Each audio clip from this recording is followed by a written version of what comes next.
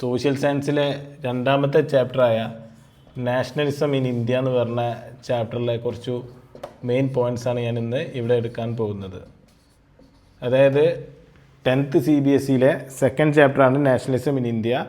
അതുപോലെ വളരെ ഇമ്പോർട്ടൻ്റ് ആയിട്ടുള്ള ചാപ്റ്ററാണ് നാഷണലിസം ഇൻ ഇന്ത്യ എന്ന് പറയുന്ന ഈ ചാപ്റ്റർ. അപ്പോൾ ഇതിലൊരു മെയിനായിട്ട് ഇന്ന് ഈ ക്ലാസ്സിൽ ഞാൻ എടുക്കാൻ പോകുന്നത് മെയിനായിട്ട് 3 ടോപ്പിക്കാണ്. അതായത് ഒന്ന് ചമ്പാരൻ സത്യാഗ്രഹ,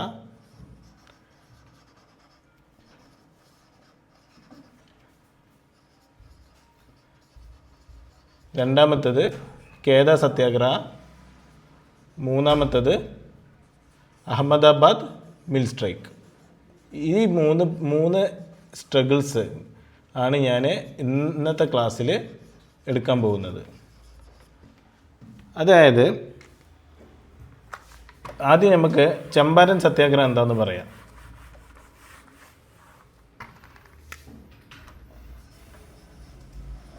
ചമ്പാരൻ സത്യാഗ്രഹ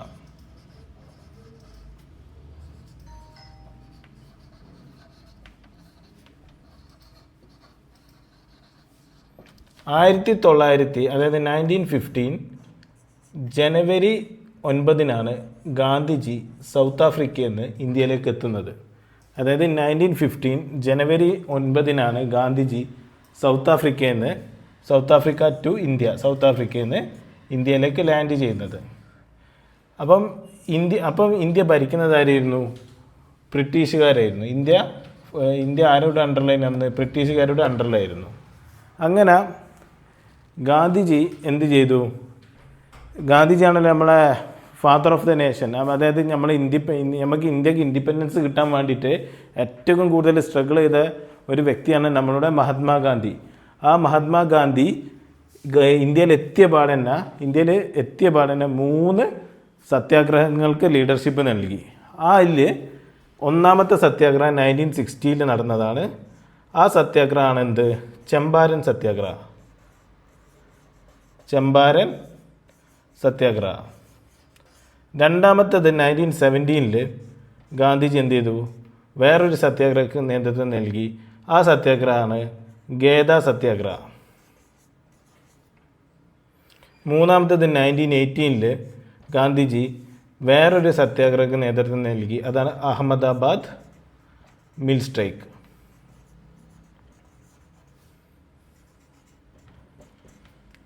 ഇത് 3 ഗാന്ധിജി നേതൃത്വം നൽകിയത് 3 ഡിഫറെൻറ്റ് കൈൻഡ് ഓഫ് പീപ്പിൾസിന് വേണ്ടിയിട്ടായിരുന്നു.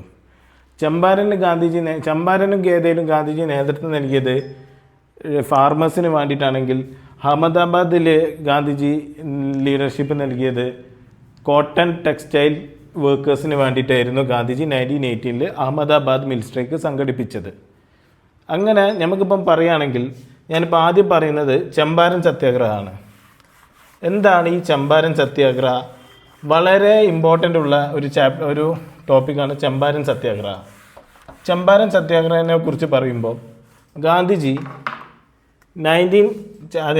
ചമ്പാരൻ സത്യാഗ്രഹത്തിനെ കുറിച്ചാണ് ഞാൻ പറയുന്നത്.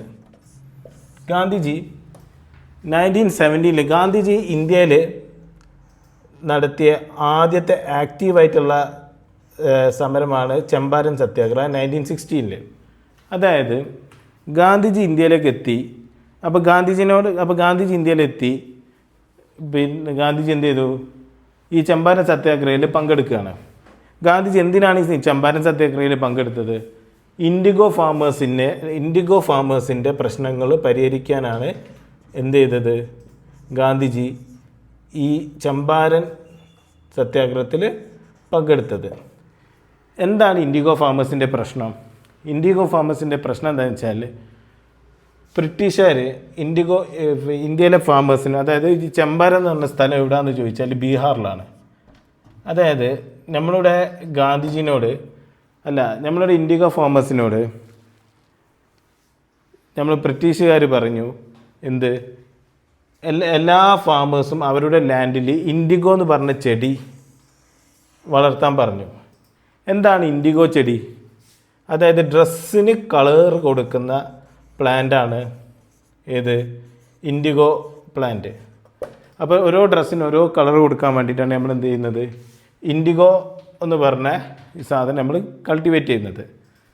അതുകൊണ്ട് ബീഹാറിലെ എല്ലാ ഫാമേഴ്സിനോടും ഗാന്ധിജി പറഞ്ഞു ഇൻഡിഗോ കൾട്ടിവേറ്റ് ചെയ്യാൻ പറഞ്ഞു. ഗാന്ധിജിയല്ല, ബ്രിട്ടീഷുകാർ പറഞ്ഞു, ബ്രിട്ടീഷുകാരട്ടോ പറഞ്ഞത്, ഇൻഡിഗോ കൾട്ടിവേറ്റ് ചെയ്യാൻ പറഞ്ഞു. അങ്ങനെ ഇൻഡിഗോ കൾട്ടിവേറ്റ് ചെയ്യാൻ പറഞ്ഞപ്പോഴാണ്, അങ്ങനെ നിൽക്കുമ്പോഴാണ് ഇൻഡിഗോ കൾട്ടിവേറ്റ് ചെയ്യാൻ ബ്രിട്ടീഷുകാരോട് പറഞ്ഞത്, നമ്മളുടെ ബീഹാറിൽ ചമ്പാരനിലുള്ള ഫാമേഴ്സിനോട് ആര് പറഞ്ഞത്, ബ്രിട്ടീഷുകാർ പറഞ്ഞത്. പക്ഷേ ഇൻഡസ്ട്രിയലൈസേഷൻ എന്നൊരു സംഭവം വെസ്റ്റേൺ കൺട്രീസിലെല്ലാം നടന്നപ്പം അതിന് മെഷീൻസിൻ്റെ ഇൻവെൻഷന് അത് കാരണമായി. ഇൻഡസ്ട്രിയലൈസേഷൻ നടക്കുമ്പോൾ മെഷീൻ്റെ ഇൻവെൻഷന് അത് കാരണമായി. ഇപ്പം മെഷീൻ ഡിസ്കവർ ചെയ്തപ്പം ഈ കളറ് അടിക്കാനുള്ള സാധനമൊക്കെ ഈ മെഷീൻ ഉപയോഗിച്ച ആൾക്കാർ എന്ത് ചെയ്യും, മെഷീൻ ഉപയോഗിച്ച ആൾക്കാർ കളർ അടിക്കാനുള്ള സാധനമൊക്കെ കണ്ടുപിടിച്ച്, അതോടെ ഈ ഇൻഡിഗോൻ്റെ മൂല്യം നഷ്ടപ്പെട്ട്, വാല്യൂ പോയി. അങ്ങനെ ഈ ബ്രിട്ടീഷുകാർ ഈ ചമ്പാരനിലുള്ള ഫാമേഴ്സിനോട് ഇൻഡിഗോ എന്ന് പറഞ്ഞ ആ സാധനം വാങ്ങാണ്ടായി. അങ്ങനെ കുറേ ഇൻഡിഗോ ഒക്കെ കെട്ടിക്കിടന്ന് ലാസ്റ്റ് ഇൻഡിഗോ ഫാമേഴ്സിൻ്റെ ലാൻഡിൽ വേറൊരു ക്രോപ്പും കൾട്ടിവേറ്റ് ചെയ്യാൻ പറ്റാണ്ടായപ്പം എന്ത് ചെയ്ത്, ഇവർക്ക് ഭയങ്കര ഒരു ഫാമിനും ട്രോട്ടും എല്ലാം വന്ന്. അങ്ങനെ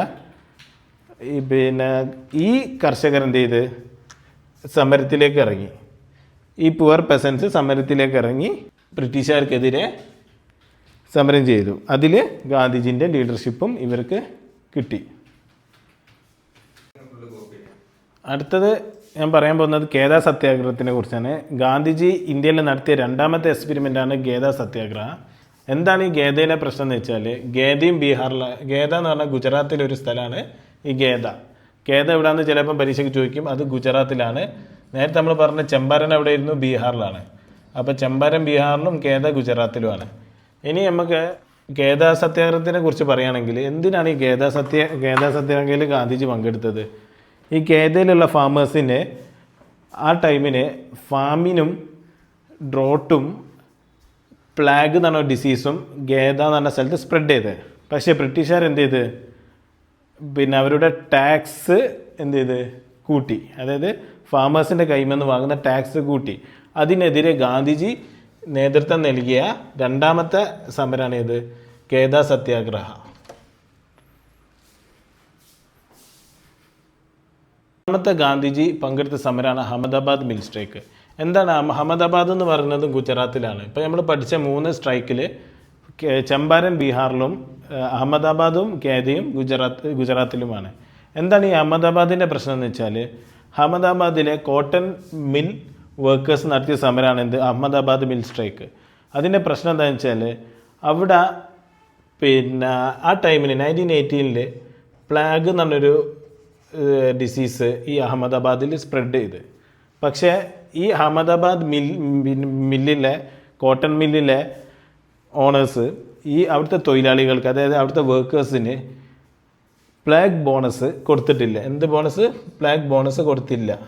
അതിനെതിരെ ഗാന്ധിജിൻ്റെ നേതൃത്വത്തിൽ നടന്ന സമരമാണിത്, അഹമ്മദാബാദ് മിൽ സ്ട്രൈക്ക്. അതിൽ ഗാന്ധിജി എന്ത് ചെയ്തു? ഗാന്ധിജി 50% ഓഫ് സാലറി ഇൻക്രിമെൻറ്റ് ആവശ്യപ്പെട്ടു ബ്രിട്ടീഷുകാരോട്.